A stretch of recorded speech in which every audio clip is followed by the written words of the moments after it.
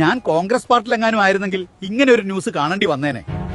അതൊക്കെ ഞങ്ങളുടെ പാർട്ടിക്ക് സ്വന്തമായി തീവ്രത അളക്കുന്ന സിസ്റ്റം ഉള്ളതുകൊണ്ട് ഞങ്ങൾക്ക് ടെൻഷനില്ല. ഞാനൊക്കെ പാർട്ടി പറഞ്ഞ കറക്റ്റ് മീറ്ററിൽ നിർത്തി. അതുകൊണ്ടെന്താ, കേസില്ല, കോടതിയില്ല, MLA സ്ഥാനം പോകില്ല, അടുത്ത തുടർ ഭരണത്തിൽ മന്ത്രിസ്ഥാനവും കിട്ടും. ഇങ്ങനത്തെ ടീംസ് ആരെങ്കിലും ഏതെങ്കിലും പാർട്ടിയിലുണ്ടെങ്കിൽ ഇങ്ങോട്ട് പോരെ, ടെൻഷൻ വേണ്ട, പാർട്ടി കൂടെ ഉണ്ട്.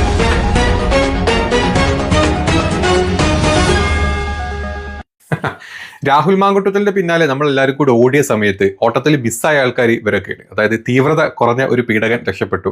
പിന്നെ കൂട്ടത്തിൽ വിശ്വാസികളുടെ തീവ്രത കുറഞ്ഞ അയ്യപ്പന്റെ ശബരിമലയിലെ സ്വർണം കെട്ട തീവ്രത കുറഞ്ഞ ഒരു കള്ളൻ ഇപ്പോഴും ജയിലിൽ രണ്ടാമത്തെ വട്ടം അറസ്റ്റിലായി. ഇനി മൂന്നാമതായിട്ട് സുരേഷ് ഗോപിനെ മറ്റ് പാർലമെന്റിൽ എടുത്തിട്ട് മുന്ന എന്ന് വിളിച്ച് കളിയാക്കിയ യഥാർത്ഥ മുന്നയും ഇപ്പറഞ്ഞ രാഹുൽ മാങ്കൂട്ടത്തിന്റെ എഫക്റ്റിൽ അങ്ങ് മങ്ങിപ്പോയി അല്ലെങ്കിൽ മുങ്ങിപ്പോയി നമുക്ക് പറയാൻ പറ്റും. ഈ മൂന്ന് കാര്യങ്ങളാണ് നമ്മളിന്ന് കാര്യമായിട്ട് നോക്കാൻ പോകുന്നത്. കാരണം രാഹുൽ എന്ന വ്യക്തിനെ കോൺഗ്രസ് തന്നെ പുറത്താക്കി, കോൺഗ്രസിന്റെ സ്ഥാനം അല്ലെങ്കിൽ കോൺഗ്രസിന്റെ അംഗത്വത്തിൽ തന്നെ ഒഴിവാക്കി. അതുപോലെ തന്നെ രാഹുലിന്റെ മറ്റ് സംസ്ഥാന പദവികളെല്ലാം എടുത്തു കളഞ്ഞു. അപ്പം ഇത് ചെയ്ത് കോൺഗ്രസ് പാർട്ടി ചെയ്യേണ്ട കാര്യങ്ങൾ അവരവരുടെ സൈഡിൽ നിന്ന് ചെയ്തു വെച്ചിട്ടുണ്ട്. അതേ സ്ഥാനത്ത് ഈ ഇലക്ഷൻ വരുമ്പം ഇലക്ഷന്റെ മുന്നോടിയായിട്ട് യഥാർത്ഥത്തിൽ ചെയ്യേണ്ട ഇപ്പറഞ്ഞ രാഹുൽ എന്ന് പറഞ്ഞ ഒരാൾ വ്യക്തിപരമായിട്ട് ചെയ്ത ഒരു കാര്യങ്ങൾ വെച്ചുകൊണ്ട് ഇപ്പുറത്ത് മുങ്ങിപ്പോയ കാര്യങ്ങളുടെ തീവ്രത എത്രത്തോളം ഉണ്ട് എന്ന് അളക്കാൻ നമ്മളെ കൊണ്ട് പറ്റുമോ എന്ന് നമുക്ക് നോക്കാം. കാരണം പീഡനത്തിന്റെ തീവ്രത അളക്കുന്ന ആളുകൾ വരെയുള്ള ഒരു പാർട്ടി അവർ പറയും, നീ പീഡിപ്പിച്ച പക്ഷേ ഇവിടെ നിർത്തിക്കൊള്ളണം, അല്ലെങ്കിൽ ഇതിന്റെ അങ്ങോട്ട് നീ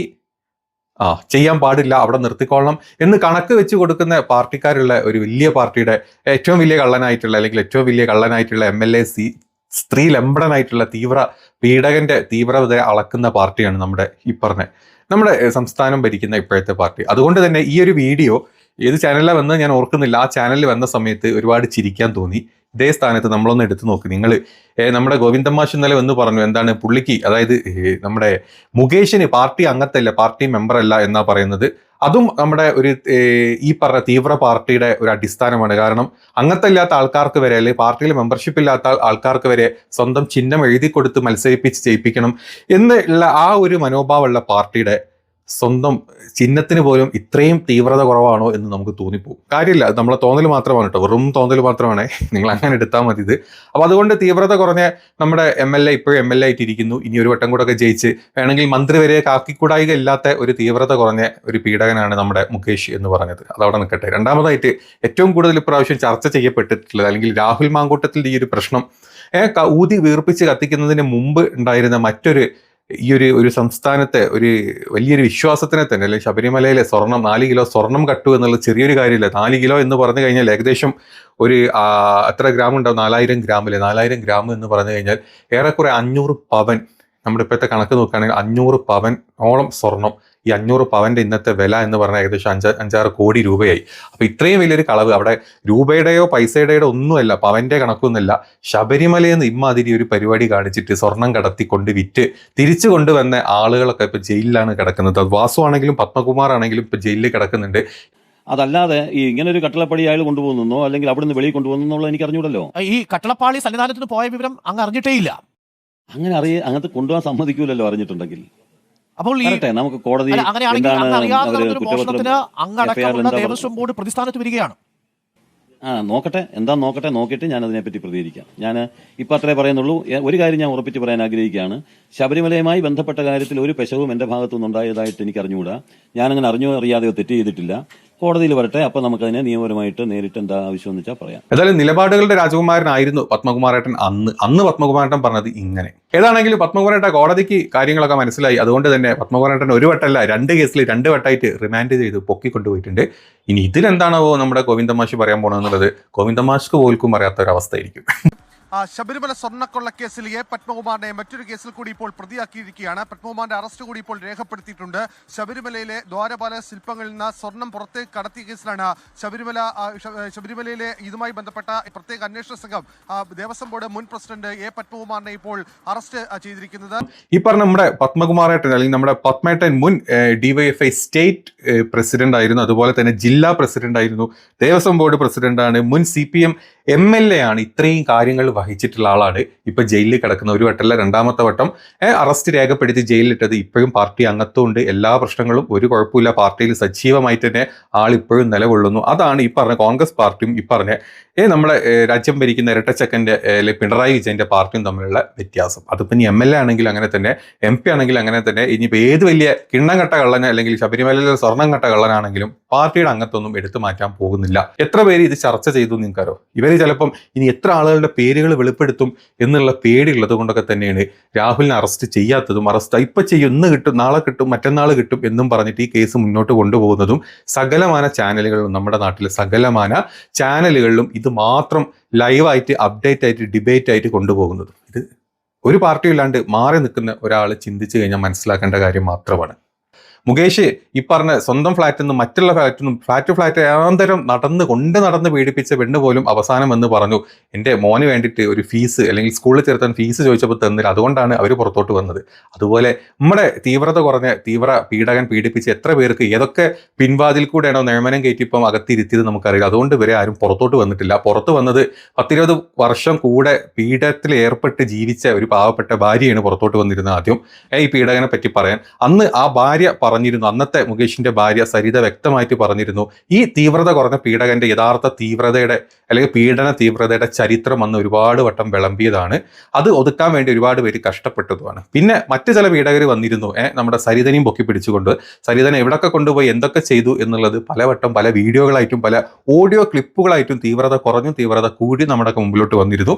അത് ഒതുക്കാൻ വേണ്ടിയിട്ട് ഉമ്മൻചാണ്ടിയുടെ തലയിൽ ഇതെല്ലാം കൂടെ ഇട്ടും ഒക്കെ നമ്മൾ കണ്ടതാണ്. അവസാനം മൂക്കിന് ഇടികിട്ടി ഇരിക്കുന്ന ഒരു ഫോട്ടോ വരെ നമ്മുടെ ഒക്കെ മുമ്പിലോട്ട് പ്രത്യക്ഷപ്പെട്ടതാണ്. അപ്പം ഇതിനൊക്കെ ഒരു തീവ്രത മാനദണ്ഡം വെച്ചതുകൊണ്ട് വലിയ കുഴപ്പമില്ലാണ്ട് ഇപ്പോഴും പാർട്ടിയിൽ നിലനിന്ന് MLAയും അല്ലെങ്കിൽ മന്ത്രിമാരും ഒക്കെ ആയിട്ട് ജീവിച്ചു പോകുന്ന ഒരു കൂട്ടർ ഇപ്പുറത്തുണ്ട്. ഈ കൂട്ടരെ മൊത്തം വെല്ലുവിളിച്ചിട്ട് തന്നെയാണ് ഈ പാർട്ടി, അതായത് കോൺഗ്രസ് പാർട്ടിയിൽ രാഹുലിനെതിരെ ഇവരെടുത്തിട്ടുള്ള നടപടികൾ. എത്ര അത് ചെയ്ത കാര്യം, അത് കോൺഗ്രസ്, അതിപ്പം സതീശനാണെങ്കിലും അല്ലെങ്കിൽ ഈ കൂട്ടത്തിലുള്ള ആരാണെങ്കിലും ചെയ്ത പ്രവൃത്തി നല്ലതാണെങ്കിൽ നല്ലതെന്ന് തന്നെ പറയണം. പാർട്ടിയിൽ നിന്ന് പുറത്താക്കിയിട്ടുണ്ടെങ്കിൽ ആക്കിയിട്ടുണ്ട്, പദവികൾ ഇത് മാറ്റിയിട്ടുണ്ടെന്ന് മാറ്റിയിട്ടുമുണ്ട്. അതിന് പറയേണ്ടത് പോലെ തന്നെ ചെയ്യണം. അല്ലാണ്ട് ഇപ്പുറത്ത് ഗോവിന്ദനൊക്കെ കിടന്ന് ഉരുളുന്ന പോലെ പാർട്ടിയുടെ അംഗമല്ല, അല്ലെ തീവ്രത കുറവാണ്, അല്ലെങ്കിൽ പീഡിപ്പിച്ച് നമ്മൾ അടുത്ത സ്റ്റെപ്പിലോട്ട് കയറിയിട്ടില്ല, അല്ലെങ്കിൽ ബ്രിട്ടാസ് പറഞ്ഞ പോലെ അല്ലെങ്കിൽ പാലം ഇട്ട് കൊടുത്തിട്ടേ ഉള്ളൂ, ഞാൻ പാലം ൂടെ നടന്നിട്ടില്ല എന്നൊക്കെ പറയുന്ന ഇമാതിരി പൊണ്ടത്തെ ന്യായങ്ങളെ വെച്ചിട്ടാണ് ഇവന്മാർ മുന്നോട്ട് പോകുന്നത്. ഏതായാലും നമ്മൾ ഈ 2 വിഷയങ്ങൾ അവിടെ നിൽക്കട്ടെ. മൂന്നാമത്തെ വിഷയമാണ് നമ്മുടെ വിഷയം.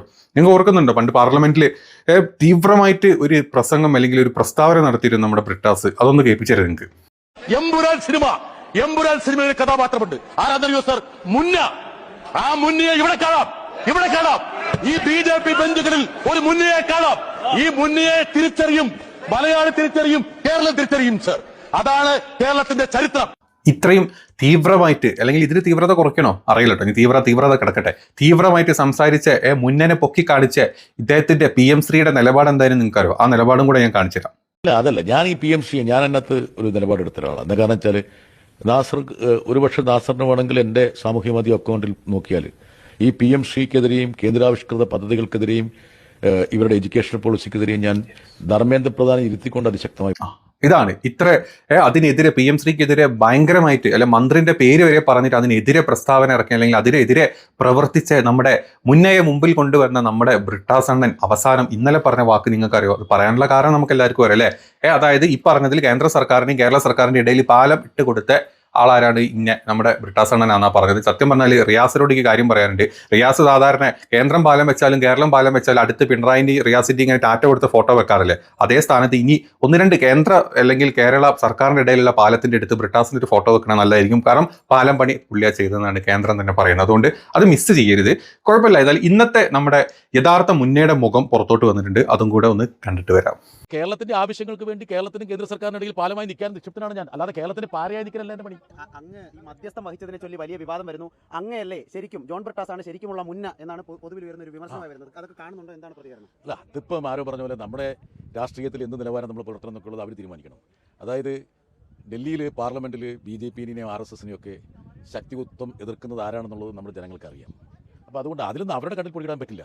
പിന്നെ ഈ കുറച്ച് ലീഗണികളും കുറച്ച് സൈബർ പോരാളികളും കൂടി ചേർന്നിട്ട് ഇങ്ങനെ ഈ വളരെ അശ്ലീല സംബന്ധമായ കാര്യങ്ങളൊക്കെ എഴുതിയിടുന്നതൊന്നും നമ്മുടെ വിഷയമല്ല. ഒരു കാര്യം ഞാൻ വ്യക്തമായി പറയാം. കേരളത്തിൻ്റെ ആവശ്യങ്ങൾക്ക് വേണ്ടി കേന്ദ്രമന്ത്രിമാരെ നിരന്തരം കാണും. തടഞ്ഞു വച്ചിരിക്കുന്ന ഫണ്ട് കിട്ടാൻ വേണ്ടിയിട്ട് അവരുമായിട്ട് ചർച്ച നടത്തും.